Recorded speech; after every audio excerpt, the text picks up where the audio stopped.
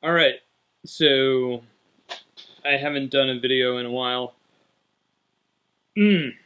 Yeah. Life is both awesome, but of course I still live with this stupid thing, fibromyalgia. Came across this article the other day. Got me thinking about many of the other things that I look at. Of course, plenty of other people posting on YouTube. Um, and just the contrast that you have between all of the things that are good and hopeful, and then, of course, the reality of what it is day to day.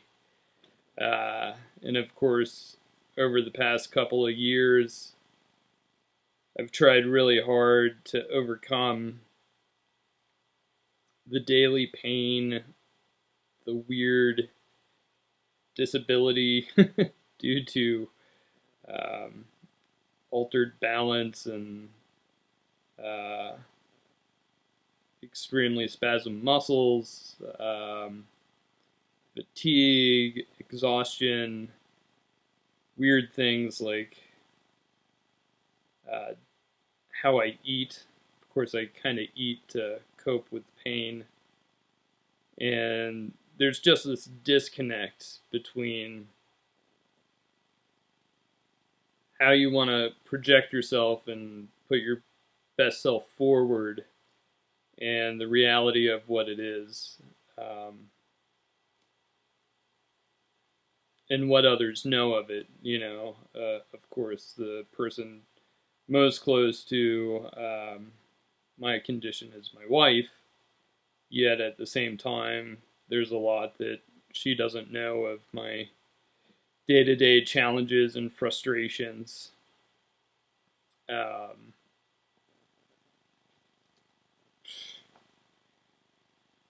Yeah, and there's of course a lot of frustrations, namely with what I want to be doing. Um, so many things have gone by the wayside. Um, the most obvious to the outside world is probably my career. Of course, I still work, but I don't work in the same full time capacity. I'm still more or less full time if you average it out, but it's not um, in the same role I used to be. Um, of course, that's really hard, both emotionally, also financially. But then for me at a personal level, the biggest loss is my former social and physical prowess, so to speak. Not that I was, you know, famous or anything, but they were things that I took great pride in for myself. Of course, my friends and family, my friendships have suffered over the years. Um, and it's kind of hard to explain why, but when you live with pain daily and you're not able to accomplish the things you want to, you're not able to um, do the projects, do the adventures, and then just out of practicality, you're exhausted and you lose time in the day. You wake up later. You might have to take an extended nap during the day. It's not even rejuvenated. You go to bed earlier, and all the time in between is just trying to cope with pain in your body that doesn't want to cooperate in so many ways. Like, I have to constantly overcompensate and think about where my body is, where my left leg is in particular. Say when I'm holding our new baby girl. She's beautiful. She's awesome.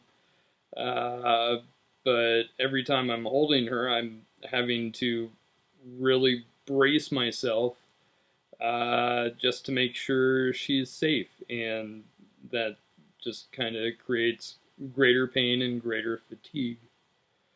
And of course, that's just one of those things. It is what it is. You deal with it, but it's just one of those little things that has a cumulative effect when you have it in every aspect of your life. Um, and I used to be a runner, swimmer, hiker, backpacker, cyclist. I could rarely sit still. I was always moving, and I really loved that. And the loss of that has been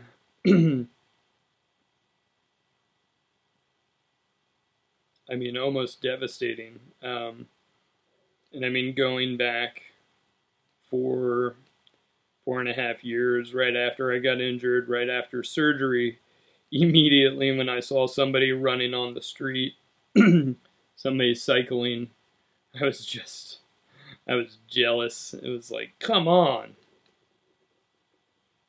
that should be me. Or, I want to be doing that right now. I can get back there. And of course, I was diligent about rehab, diligent about taking care of myself, diligent about my biomechanics. And I thought with time, patience, good training, being smart about it, I'd get back there. And I've pushed myself. I did a triathlon a year and a half ago, and I thought that I'd magically unlock the door and move past this hell, and I'd start functioning better, be stronger, be able to do more.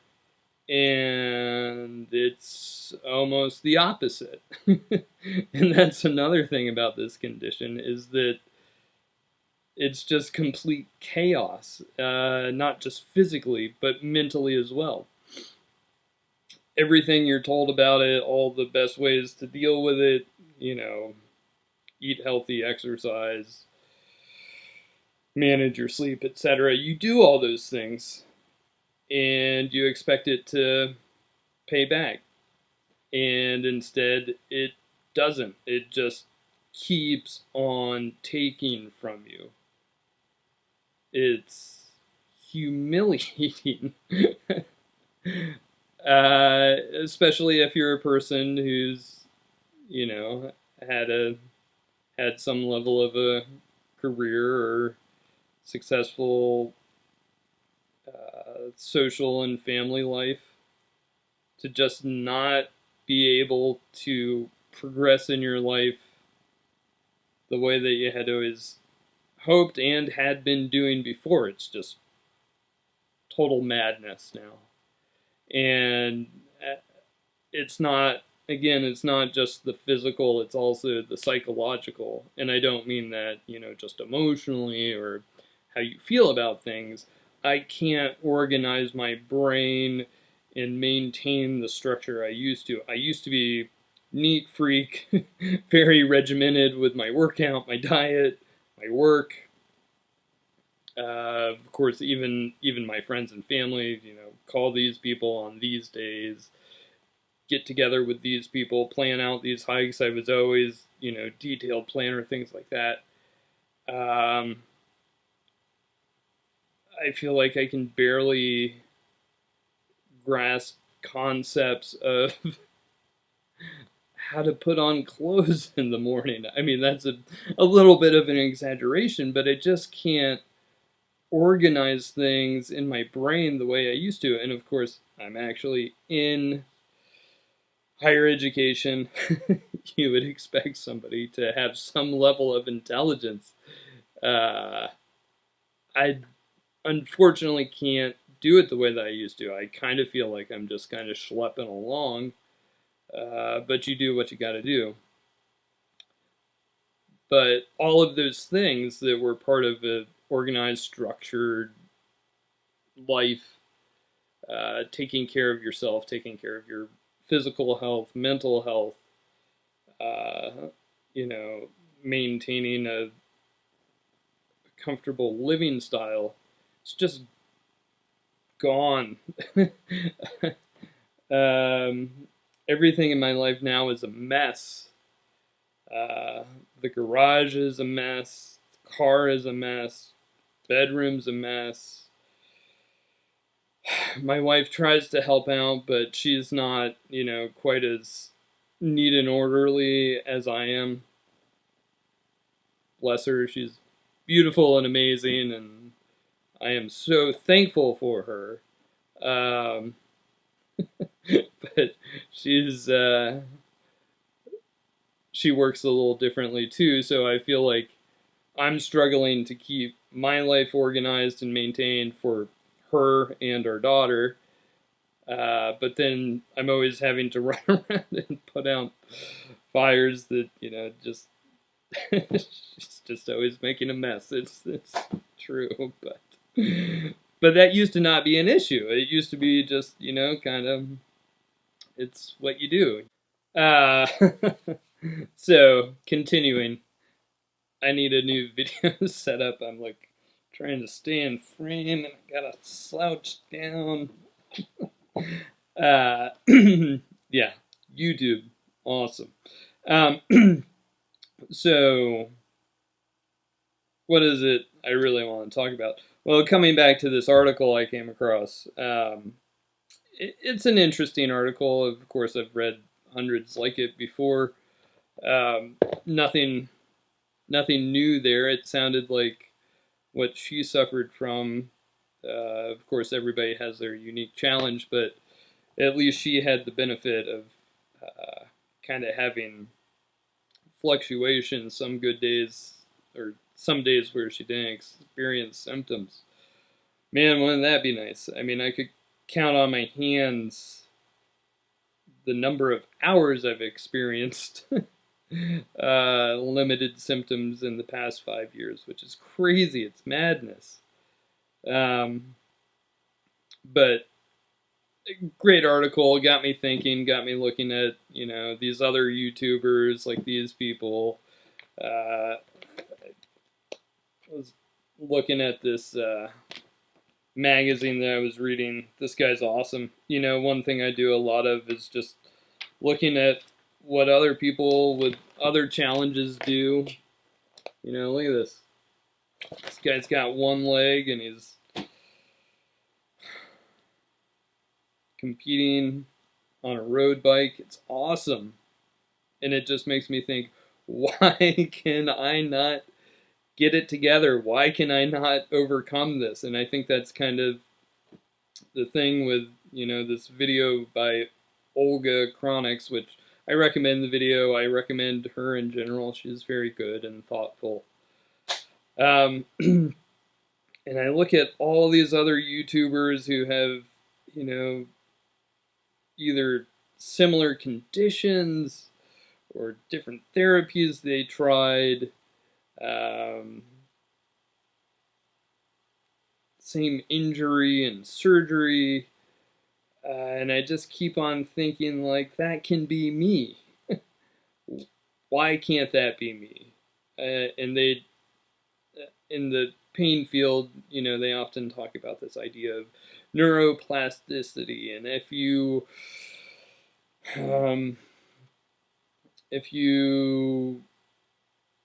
provide the right type of stimulation in kind of a thoughtful manner, then you develop a greater threshold for pain. Of course, I've tried all of that. I've tried doing this, what is it, resensitization or desensitization, similar to what a world-class climber has done. And I did that, for weeks, and it only resulted in me being in more pain and discomfort. Ah! And then there's videos out there, of course you find it all the time in Nike videos, kind of like this one here. I love them. They're great. They're smart. They're inspiring. And you're sitting there on the couch eating your sour gummy bears, whatever you're doing to cope with pain, and you're like, yes, yes, I can do it. If that guy can do it, and this is like what I've been doing for the past 4 years after surgery, is like, oh, that person's on the road. I want to be there. I can do that. I've done that before. I'll get back there. And then you see these videos, and you're like, yes, I can do it. And you go out there and you push and you push and you push. And at the end of it, it just like pushes you off a cliff. It's just, all right, you're done. No more. You are now just going to be in pain. You are going to have cognitive issues. You will not be able to balance properly. Muscles will just twitch and you'll spasm into a ball, and then you're exhausted and you'll have to sleep. Congratulations, you win. Ah!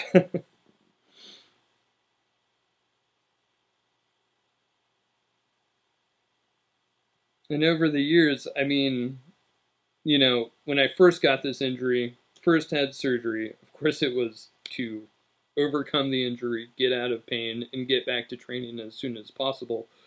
When things went totally haywire in early 2017, of course, I went to the doctors like, something is wrong.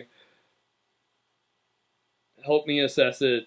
Help me get out of this. I was militant about rehab, going into the doctors. I went to, you know, the University of Michigan's spine multidisciplinary program.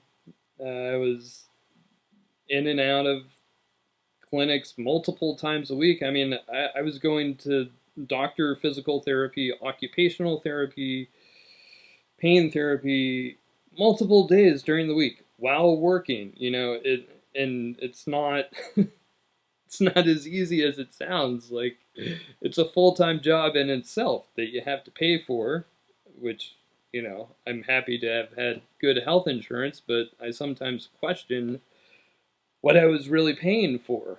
And it's just crazy to look at all that work that I did. And I've always felt since early 2017 that doctors have just brushed me aside, kicking the can down the road.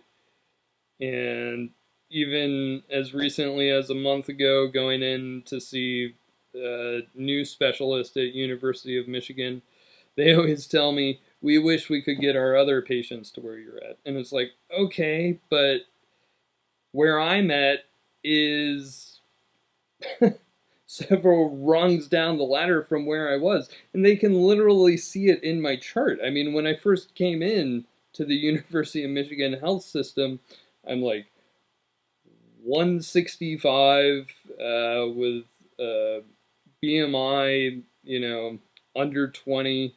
And now I'm 185, BMI 27, you know, something crazy like that.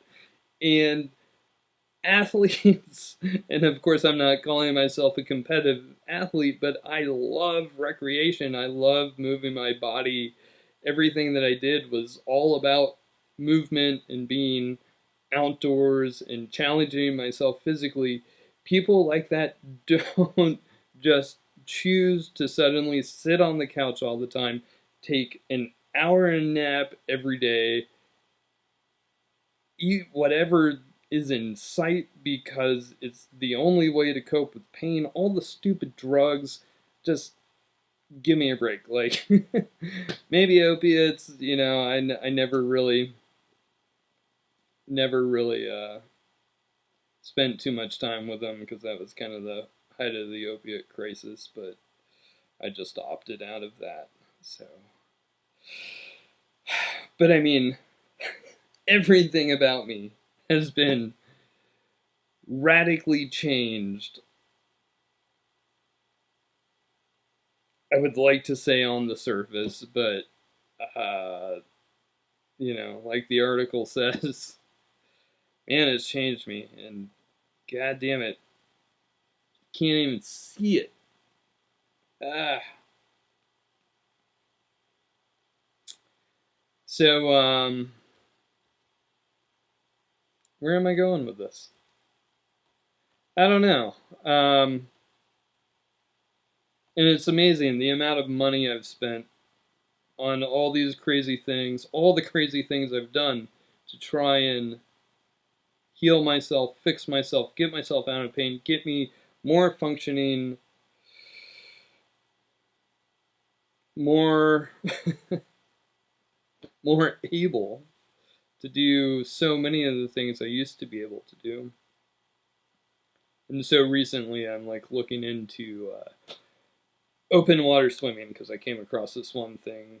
Person with fibromyalgia, open water swim, cures herself. I'm like, awesome, I'll do that. So, spend, I don't know, a few $100s getting a wetsuit because I live in the Midwest and it's freezing cold up here. And, I'm slowly dipping my toes in the water. I'm swimming at the Y right now, but I'll try and get out there and do open swimming, but I don't know if I even have that much faith in it. Just because I can push myself to do these things. I've already pushed myself to do a lot of them, and the outcomes have not been what I want them to be.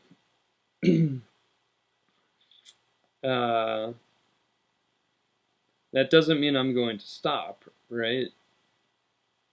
Because if you stop, then what do you become then? But at the same time, I'm also concerned about driving myself crazy, driving myself mad, which I feel like I've done to some extent already. It's very confusing. I think that's the thing about, what hell is it's just chaos, and that's what I've been thrown into. Yeah. All right, so I haven't done a blog in a long time. Blog? I don't even know what YouTube is. I sometimes question why I do this, but maybe I can figure it out. Like everything else, right? Am I wrong? Okay, great. So, what am I up to now? Swimming, intermittent fasting. Intermittent fasting always seems to kind of help stabilize things when they're out of control. Raising a daughter, that's awesome. But swimming, intermittent fasting, and looking into psychedelics. I know there's potential there, but it's like, where do you fit that into your life? So many things.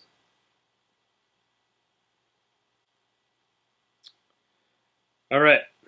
I think I'm at the end of this video. Hope it, I don't know. Hope somebody enjoyed it. I enjoyed it. It was a great fun. Stay motivated however you can. I'll try and post more. Maybe it can become a positive feedback loop. All right. High five.